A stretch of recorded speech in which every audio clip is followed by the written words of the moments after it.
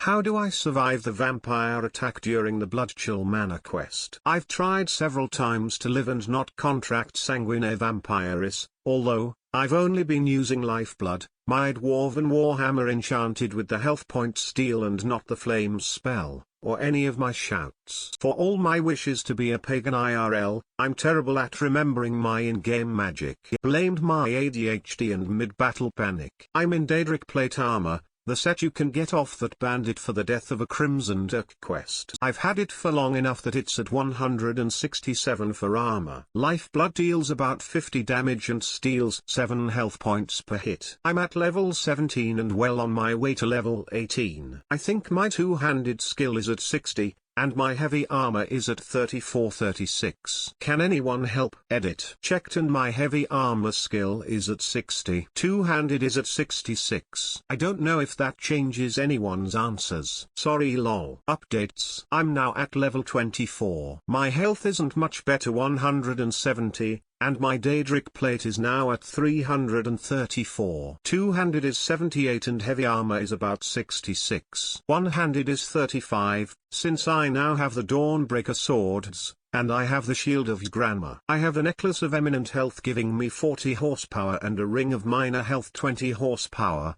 plus the daedric plate armor 50 horsepower, which adds up to 300 horsepower. I'm also a werewolf now, which should negate Sanguinare Vampiris. What are my odds? Bluntly, please. I'm not about to yell at you if you tell me 100 in favor of the vampires. Question from user Phoenix streaming at gaming at Stack Exchange. Answer. Unfortunately, I don't think you're ready for this, at least not if you want to have a direct confrontation. The waiter is level 65, and has over 1200 health. Your lifeblood does 57 damage per hit, but let's round that up to an even 60. To my understanding, the numbers displayed in the UI are inclusive of any skill perks, so we don't have to account for those, and I don't believe the waiter is wearing armor. So you need to hit him over 20 times to kill, not accounting for his use of Drain Life. Drain Life does 3 points of damage per second and heals him for the same amount. At level 17, your health can be no higher than 270,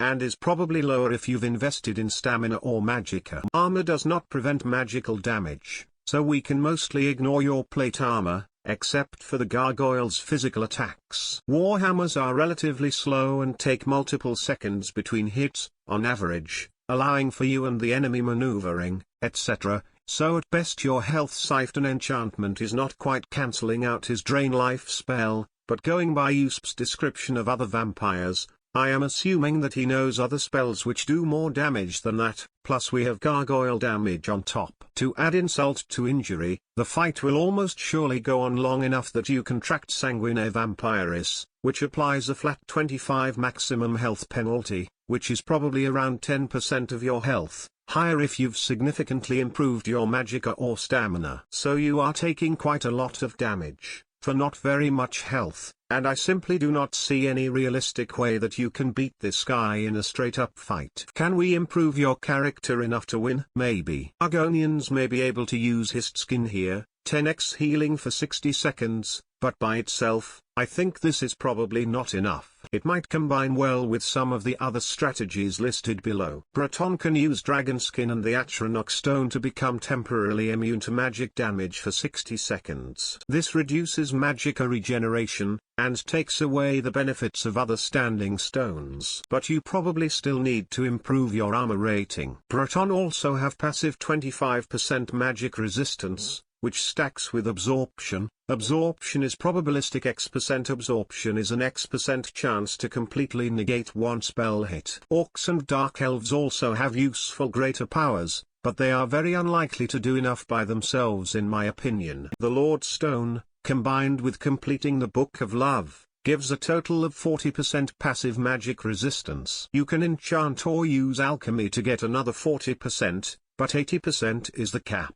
This is probably not enough by itself, given your health is so low. The Lord Stone also provides an armor bonus, which may help with the gargoyles. Flames is probably not going to do enough damage by itself, even with the vampire's weakness to fire. Higher level destruction spells may be viable. Incinerate's base damage slightly exceeds the actual damage of your warhammer, and then the vampires are weak to fire. If you are short on magicka, I would recommend siding with the Dawn Guard, leveling Restoration, and then picking up Vampire's Bane from Florentius, as the sun damage spells are much cheaper per unit of damage. However, even then it might not be enough, as Skyrim's offensive spells are generally underpowered above level 40-ish. As a secondary issue, 167 armor rating is rather low for a full set of daedric plate. Improve it further at a workbench to resist physical attacks from the gargoyles. You may need to improve smithing in order to do that. This process will level several different skills at once, including smithing. If you already know how to smith dwarven stuff, then it may be more efficient to just smith a whole bunch of dwarven arrows instead,